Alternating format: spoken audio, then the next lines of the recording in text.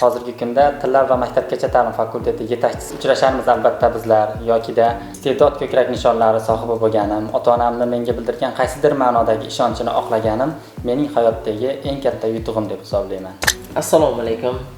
Adaxamjon, xush kelibsiz suhbatimizga. Avvalambor assalomu alaykum Sardor aka, xush ko'rdik.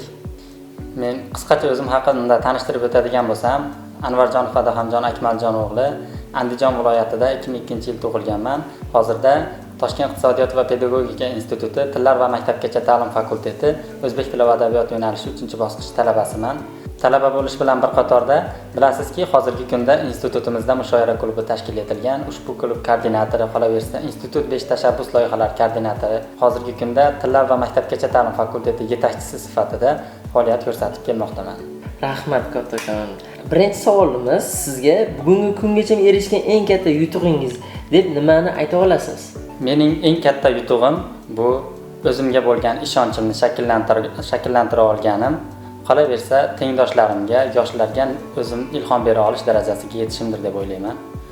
Qolaversa ilk she'riy to'plamim mana hozir ko'rib turibsiz, uchrasharmiz albatta bizlar yokida iste'dod ko'krak nishonlari sohibi bo'lganim, ota-onamni menga bildirgan qaysidir ma'nodagi ishonchini oqlaganim mening hayotdagi eng katta yutug'im deb hisoblayman.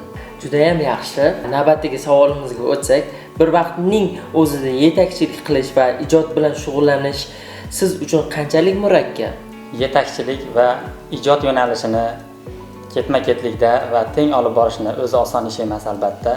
Lekin ikkalasini ham teng olib borish uchun men asosan vaqtni teng taqsimlashga harakat qilaman. Yetakchilik bu mas'uliyat, insonga mas'uliyat yuklaydigan bo'lsa, ijod esa uning yuragini, ruhini his qiladigan bir hissiyot, tuyg'u hisoblanadi.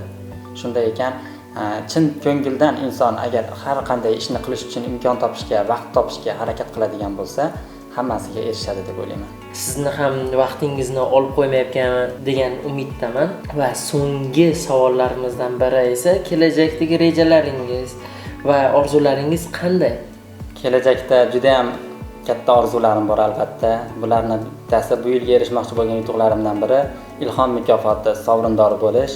Bu orqali kelasi yil Xudo xohlasa institutimizga Navoiy stipendiyasi sohibi sifatida kirib kelish. Bu orqali nimaga erishmoqchiman? Ya'ni Navoiy stipendiyasini olish orqali magistratura talabasi bo'lib, shu yerda menga tahsil olishimga yordam berayotgan ustozlarim bilan birgalikda kamarbasta bo'lib ishlash niyatidaman. Xalqaro maydonda ham O'zbekiston yoshlarini keng tanitish, ularning iste'dodini yorqin namoyon qilish istagidaman albatta. Inson qachon o'z orzulariga va maqsadlariga erishadi? Orzularini maqsadga, maqsadlarini esa harakatga aylantirsagina o'z maqsadiga erishadi. Suhbatimiz maroqli o'tdi deb hisoblayman. Menimcha, siz hozir aytdingiz, she'riy to'plam kitobini chop etganman dedingiz. O'zingizga eng yoqqan she'ringiz ham ikki qator aytib bersangiz. Bo'lmasa sizga insondan iz qolsin yoxud xotira degan nomli she'rimni o'qib beraman. Zeb ziynat ketidan quvgan insonni eslamas hayotda na shoh na gado, eslasin tarixda sof deb iymoni, vatan oldidagi burch bo'lsin ado. Nafsingizni tiying, poklang siyratni, bo'lmasa yod etar zo'rg'a 3 avlod.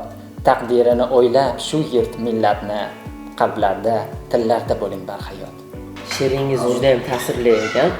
Men bu she'ringizni eshitib juda ham ta'sirlanib ketdim. Juda ham so'zga boy va bu she'ringizni tagida juda ham chuqur falsafiy ma'nolar juda ham ko'pda. Mana hozir Adhamjon suhbatimizga tashrif buyurganingiz uchun kattakon rahmat aytib o'tamiz va o'z mediamiz nomidan sizga minnatdorchilik bildiramiz. Samimiy suhbat uchun sizga ham rahmat Sardor aka. Bundan keyingi ishlaringizga muvaffaqiyatlar tilab qolaman.